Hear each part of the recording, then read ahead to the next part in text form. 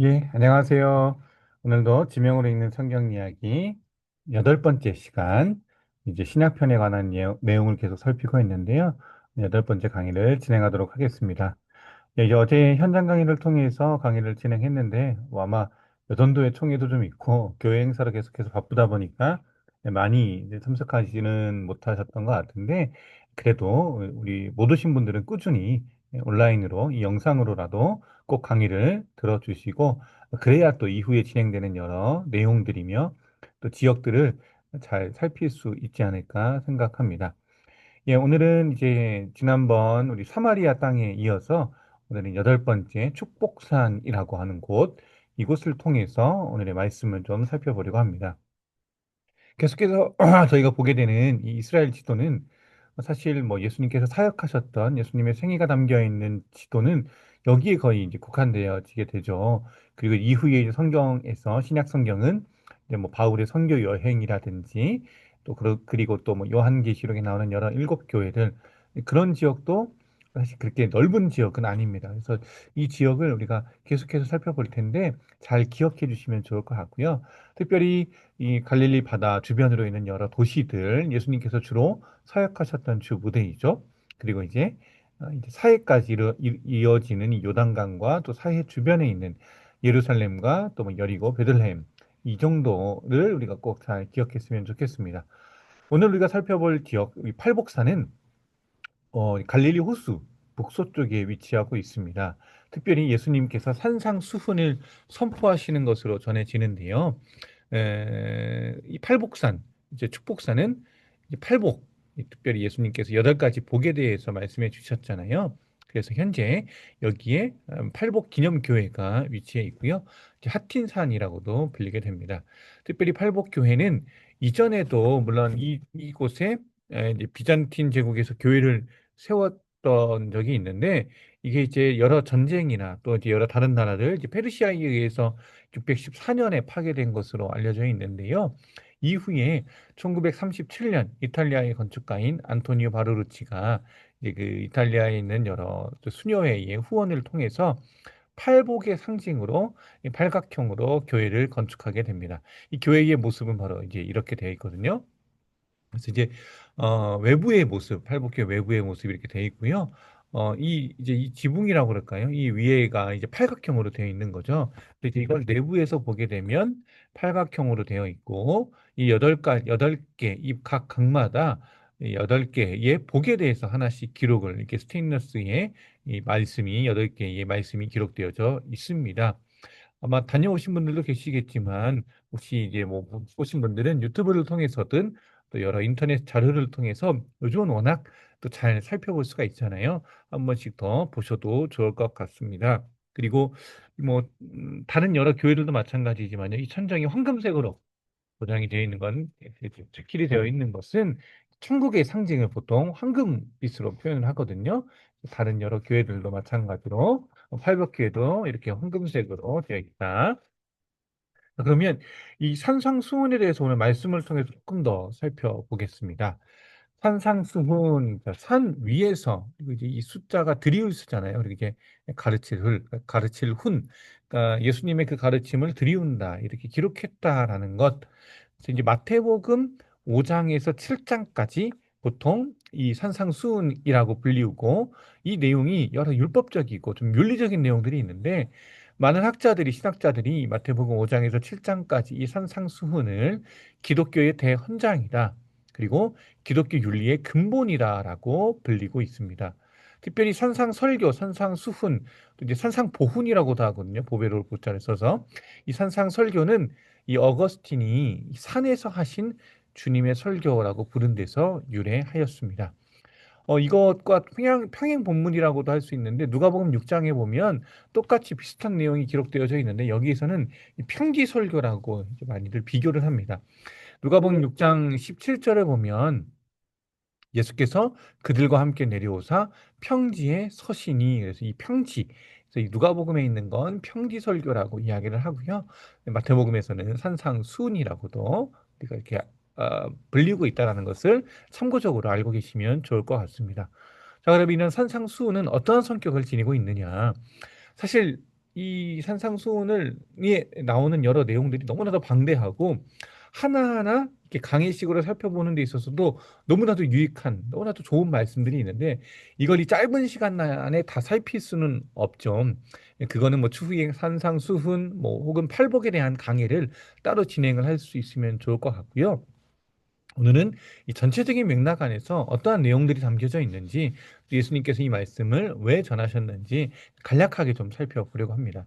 특별히 산상수훈의 성격은 첫 번째로 산이라는 것, 단순히 산이라는 것은 이 지리적인 의미를 넘어서서 예수님께서 누구인지를 계시하는 장소로서 우리가 좀 이해를 하면 좋겠다. 성경을 보면 이 산이라고 하는 것은 늘 하나님께서 머무시는 곳, 하나님이 또 말씀을 전하시는 곳이라고 이제 많이들 이야기를 하거든요. 그래서 구약 성경에서도 호렙산 그러면 모세가 하나님의 부르심을 입었던 산이잖아요. 그래서 호렙산에 떨기나무, 그리고 또 시내산, 물론 호렙산과 시내산을 같은 곳으로 이제 보기도 하는데 보고 있는데, 이 시내산 그럴 때도 시내산에서는 어떤 일이 일어났습니까? 모세가 하나님으로부터 십계명을 받은 장소, 그러니까 하나님께서 어떤 선지자 또 하나님의 부르심을 받은 사람을 만나는 곳, 바로 그러한 장소를 보통 이제 산에서 이제 이루셨는데, 그처럼 예수님께서 이 산에 계셨다, 산에서 말씀하신다라는 것들을 살펴볼 수 있겠고요. 두 번째로 이 산상수훈의 성격은 이 종말론적인 성격을 지닌 설교들이 있다. 그러니까 당장 내일이라도 하나님 나라로 갈 수 있는, 또 내일이라도 당장 다음 순간이라도 멸망할 걸 전제로 해서 너희들이 이것들을 꼭 지켜야 된다. 그래서 이런 종말론적인 성격들을 지니고 있다라는 것.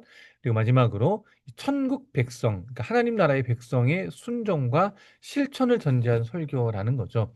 그러니까 단순히 예수님을 믿었다라 그래서 구원받았다 그래서 그냥 그 은혜를 받고 끝나는 것이 아니라, 예수님을 믿었고 또 하나님 나라의 백성이 되었다라고 한다면 어떻게 살아야 될지, 하나님 말씀을 이제 순종해야 되고 하나님의 말씀을 실천하는 것을 전제로 해서 산상수훈의 말씀을 이렇게 기록하고 있다, 우리에게 말씀해 주셨다라는 걸 살펴보시면 좋을 것 같습니다. 이제 지금 보시는 이 표는 마태복음 5장부터 7장까지 이 산상수훈의 전체적인 구조들을 좀 보여주고 있는 표입니다. 또 바로 다음 장에서도 이제 저희가 살펴보겠지만 이렇게 큰 구성들을 보고 있다라는 것, 서론 그리고 본론 결론으로 인해서 하나님 나라의 백성의 정체성에 대해서 먼저 이야기를 하고, 그 다음에 이제 삶의 방식의 근원이 무엇인지 이걸 이제 본론에서 이야기하는데, 그 중간에 신앙생활에 대해서 좀 자세하게 이야기를 합니다. 이 신앙생활이라고 하는 것은 유대인으로서 이제 가장 귀하게 여겼던 생활 방식들, 그들의 이제 모습들이 뭐였냐면 크게 세 가지로: 자선, 기도, 그리고 이제 금식. 이 세 가지 행위에 대해서 유대인들은 상당히 중요하게 생각을 했는데, 이것에 대해서 예수님의 또 방식으로, 또 예수님께서 실질적인 말씀이신 예수님께서 새로운 것들을 전해주고 계십니다. 이 자선에 대해서, 기도에 대해서, 금식에 대해서. 특별히 그래서 이 기도에 대해서 가르쳐 주심으로 말미암아 이 마태복음 6장에 우리가 자주 이제 이 양식을 통해서 기도하고 있는 주기도문이 바로 마태복음 6장에 기록되어져 있다. 자, 우리 이제 결론 부분에서 하나님 나라 백성의 열매와 표지에 대해서 이야기를 하는데요. 조금 이것을 더 구체적으로 우리가 좀 살펴보면 이와 같은 구조로서 우리 마태복음 5장부터 7장까지의 내용을 좀 살펴볼 수 있겠다. 5장 또 이 6장 종교적 관습 뭐 이렇게 아까 전에 말씀드렸죠. 그다음에 7장 이 빈칸들이 좀 있는데, 이 빈칸들은 어제 이 현장 강의를 통해서 저희가 좀 간략하게 살펴보았거든요. 이 성경 말씀을 직접 찾아서 이것들을 하나하나 보시는 게 우리 강의를 듣는 우리 성도님들께 더 유익이 되지 않을까. 이 한 장짜리로 전체적인 산상수훈의 구조를 좀 이렇게 한눈에 볼 수 있도록 머릿속으로 그리시거나 이렇게 좀 저희가 도표로 가지고 있으면 훨씬 더 좀 도움이 되지 않을까. 그래서 이 뭐 하나님 나라의 정체성을 통해 보시면 여기에 팔복이 들어가고요. 이 5장 3절부터 12절까지 팔복이 기록되어져 있고, 5장 13절은 너희는 세상의 소금이다. 그러니까 너희 이 하나님 나라의 백성, 그리스도의 정체성을 소금에 빗대어서 이야기를 하시죠, 예수님께서. 5장 14절부터 16절은 찾아보시면 아시겠지만 한번 성경 같이 다 찾으시면서 이 강의를 좀 들으시면 좋겠어요. 여기는 너희는 세상의 빛이다 라고 말씀하십니다. 그러면서 5장 17절에서 20절에서는 예수님께서 이 땅 가운데 오신 목적이, 또 말씀을 전하시는 목적이 내가 율법을 폐하려 온 것이 아니라 오히려 이 율법을 완성시키려고, 이 율법, 유대인들이 그렇게 귀하게 여기는 율법을 없애러 온 것이 아니라 이 율법을 마치러 왔다. 이 율법을 완성시키러 오셨다라는 게 예수님의 말씀입니다. 그리고 이제 5장 21절부터 47절까지는 이제 구체적인 좀 실천에 대해서, 그래서 살인하지 말라, 뭐 간음하지 말라, 이혼하지 말라, 또 이제 거짓 맹세에 대해서 보복하지 말라, 또 원수도 사랑하라, 원수까지 사랑하라 라고 하는 이런 이제 성경적인 윤리, 기독교의 예수님의 윤리적인 내용들이 기록되어져 있고요. 5장 48절에서는 이제 온전하라, 이 모든 것들을, 이 기록된 말씀을 가지고 너희가 온전한 그리스도인이 되라 라고 기록되어져 있습니다. 그리고 이제 6장 전체적인 내용은 이제 이 종교적인 관습과 바른 관계에 대해서 이제 좀 설명을 하고 있는데요. 여기서도 아까 얘기했듯이 6장 1절에서는 의에 대해서, 6장 2절부터 18절은 이제 세 가지 그 예수님께서 말씀하신 유대인들이 가장 중요하게 생각하는 관행들, 자선, 그리고 뭐였죠? 두 번째가 기도, 기도가 있었고, 세 번째가 이제 금식에 대해서. 그래서 이제 구제, 기도, 이제 거기 안에 이제 주기도문이 나오고 금식에 대한 내용들이 기록되어져 있습니다. 6장 19절부터 21절은 이제 재물에 대해서, 그리고 이제 이런 재물과 세상적인 염려에 대해서 절대로 걱정하지 말라, 염려하지 말라라고. 이제 7장에서는 비판하지 말라, 또 이제 상대를 대접하라. 또 여기서 이제 뭐 좁은 문, 나무와 열매, 반석 위에 집. 그래서 이런 이제 하나님께서, 예수님께서 말씀하시기를 너희가 무엇을 선택할 것인지, 무엇을 더 가장 중요하고 가치 있는 것으로 선택해야 되는지에 대해서 예수님께서 이제 강조하고 계시고 명령하고 계십니다. 이 한 장의 내용을 가지고 아까 방금 보았던 이 표도 있죠.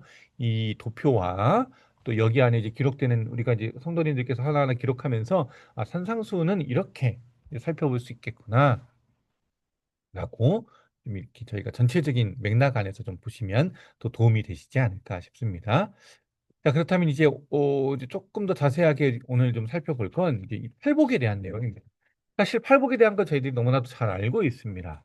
이 1절부터 10절까지 나오는 심령이 가난한 자, 애통하는 자, 온유한 자, 의에 줄이고 목마른 자, 긍휼히 여기는 자, 마음이 청결한 자, 화평하게 하는 자, 의를 위하여 박해를 받는 자, 이 8가지의 복, 이 8가지의 내용을 가지고 우리 팔복을 늘 살펴보았는데요.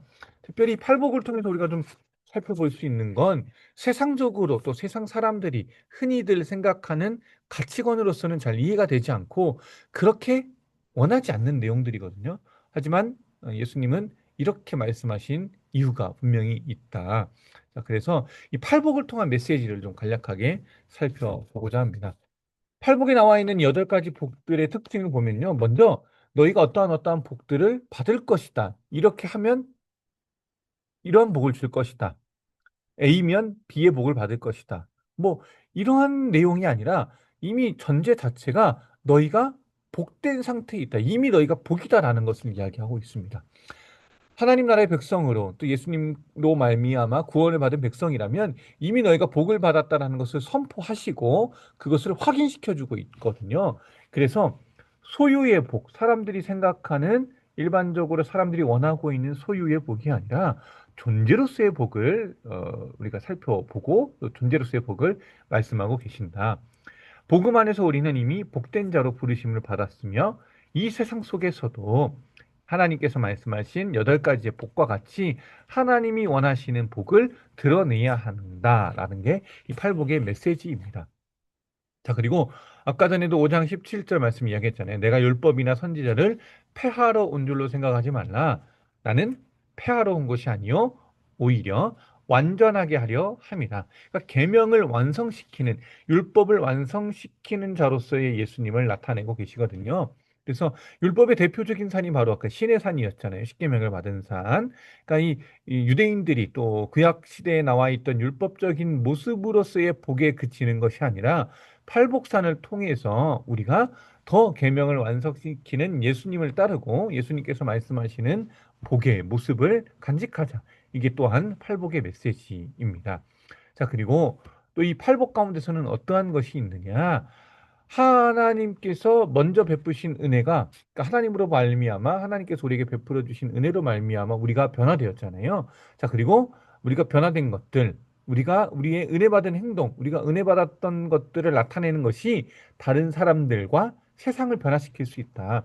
이 세상을 변화시키는 비밀이 바로 곧 팔복에 담겨져 있다라는 거죠. 근데 그 팔복의 내용들 또 예수님의 가르침의 핵심은 무엇이냐? 더 힘을 가져라, 세상을 지배해라, 또 뭐 더 강해져라.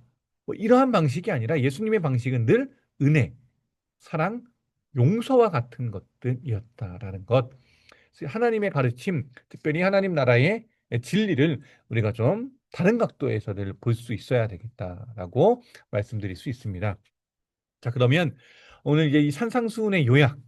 사실 이게 참 쉽지가 않거든요, 이 내용들이. 네, 이걸 간단하게 좀 요약을 해 본다면, 저는 이 관계로 이걸 해석을 할 수 있다라고 생각을 합니다. 산상수훈은 하나님 나라를 향한 우선순위를 늘 말씀해 주고 있거든요. 그래서 그 하나님 나라를 향한 우선순위, 그러니까 하나님과의 관계에 있어서도 그렇고, 또 우리가 물질과의 관계에 있어서도 그렇고, 또 다른 사람들과의 관계에 있어서도 그렇고, 우리가 무엇을 더 우선순위에 두느냐를 잘 생각해 볼 수 있어야 되거든요. 그리고 생각하고 결단했으면 실천할 수도 있어야 된다. 하나님과의 관계 먼저 한번 살펴볼 것은요. 이 마태복음 5장의 내용을 통해서 주로 나오는데 늘 먼저 이 이스라엘 백성들이 유대인들이 받았던 계명들 그 10계명 가운데서도 우리가 잘 아는 것처럼 1계명부터 4계명까지가 이제 우리 성도 또 하나님 나라의 백성과 하나님과의 관계를 나타내는 거잖아요. 그리고 5계명부터 10계명은 인간과 인간 사이의 어떤 계명들을 나타내고 있고 자 그렇다면 그런 하나님 관계에 있어서 우리가 늘 두 주인을 섬길 수 없다라고 하는 말씀처럼 하나님과의 관계 속에서는 우리가 늘 하나님을 먼저 생각하고 마음에 두어야 된다. 이게 산상수훈의 관점에서 또 하나님 관계를 정리하는 내용이다라는 것이죠. 그렇다면 우리가 하나님과의 관계를 맺는 가장 중요한 수단과 또한 시간이 언제입니까? 그것이 바로 예배이다라는 거죠. 예배. 그러니까 내가 하나님을 진정으로 높이고 하나님을 가장 가치 있는 분으로 또 하나님과의 관계를 가장 우선시하는 사람이다라고 한다면 진정한 예배를 드릴 수밖에 없다. 그래서 우리가 뭐 바로 지난 주였죠. 우리 요한복음 4장을 통해서 사마리아 여인과의 그 예수님과의 대화를 나누기도 했었는데요. 생수의 근원 되시는 그러니까 예수님께서 내가 주는 물을 마시는 자는 영원히 목마르지 아니할 것이다라고 하면서 예배에 대한 말씀을 해 주셨잖아요. 너희가 신령과 진정으로 예배를 드리는 참된 예배자가 되어라. 우리가 하나님과의 관계 속에 있어서 참된 예배자로서의 모습을 지녀야 하지 않을까. 살펴볼 때도 마찬가지입니다.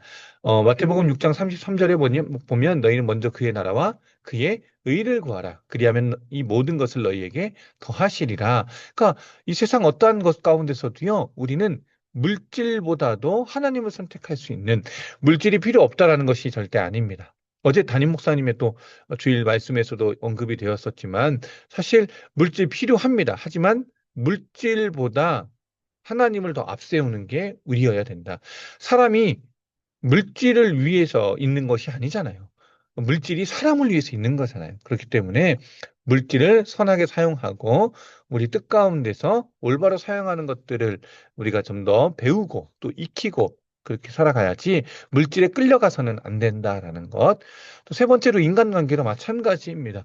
마태복음 7장에 보면 7장 1절부터 비판하지 말라라고 말씀을 하고 있는데 오히려 그런 모습들 이렇게 겸손하고 또 외식하지 말라고 하는 여러 성경의 말씀들이 참된 인간관계에 있어서도 우리가 어떠한 모습을 지내야 되는지에 대해서 말씀하고 있습니다.